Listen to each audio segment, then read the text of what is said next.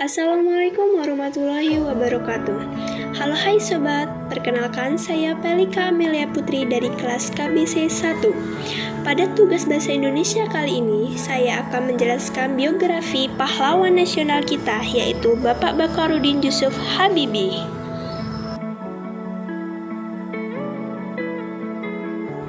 B.J. Habibie atau Bacharuddin Jusuf Habibie lahir di Parepare, Sulawesi Selatan pada 25 Juni 1936 dan wafat pada 11 September 2019 di Jakarta.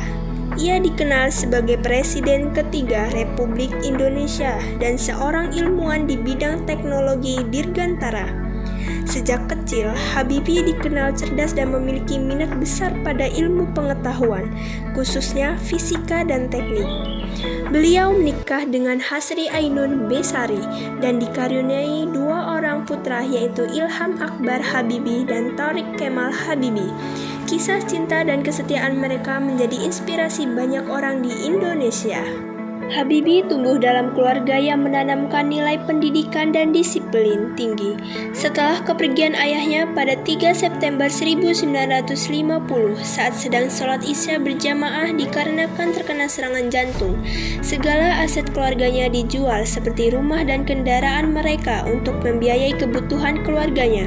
Dan ibu beliaulah yang harus bekerja membanting tulang untuk memenuhi kebutuhan tersebut. Namun, karena ia memiliki sikap tegas, berpegangan pada prinsip dan tidak mudah menyerah, semangatnya untuk belajar justru semakin kuat demi mewujudkan cita-citanya.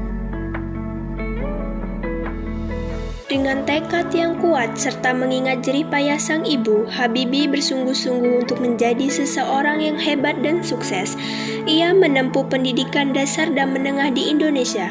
Setelah lulus SMA di Bandung pada tahun 1954, Habibie melanjutkan pendidikan S1 Teknik Mesin di Institut Teknologi Bandung.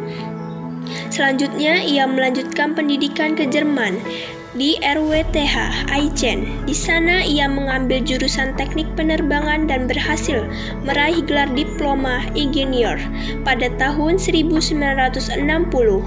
Habibie kemudian melanjutkan pendidikan hingga meraih gelar doktor pada tahun 1965 dengan predikat sangat memuaskan.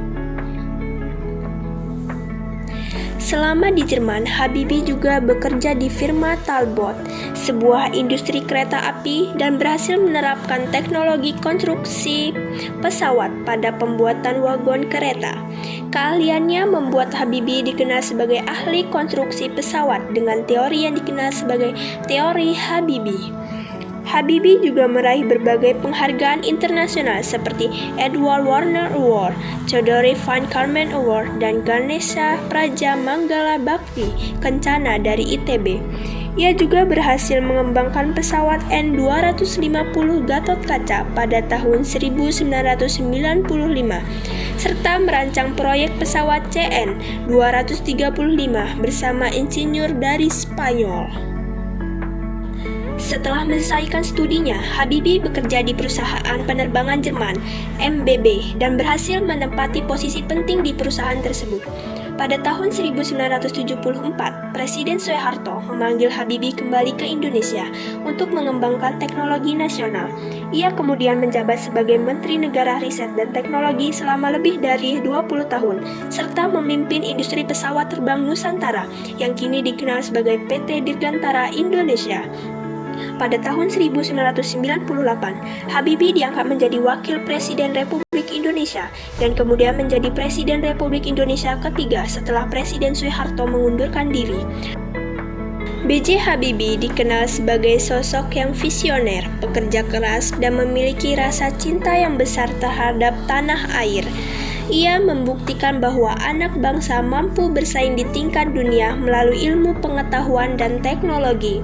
Warisan terbesar Habibie tidak hanya dalam bidang politik, tetapi juga dalam pengembangan teknologi dan semangat membangun sumber daya manusia Indonesia. Ia menjadi inspirasi bagi generasi muda untuk terus belajar, bermimpi besar, dan mengabdi kepada bangsa.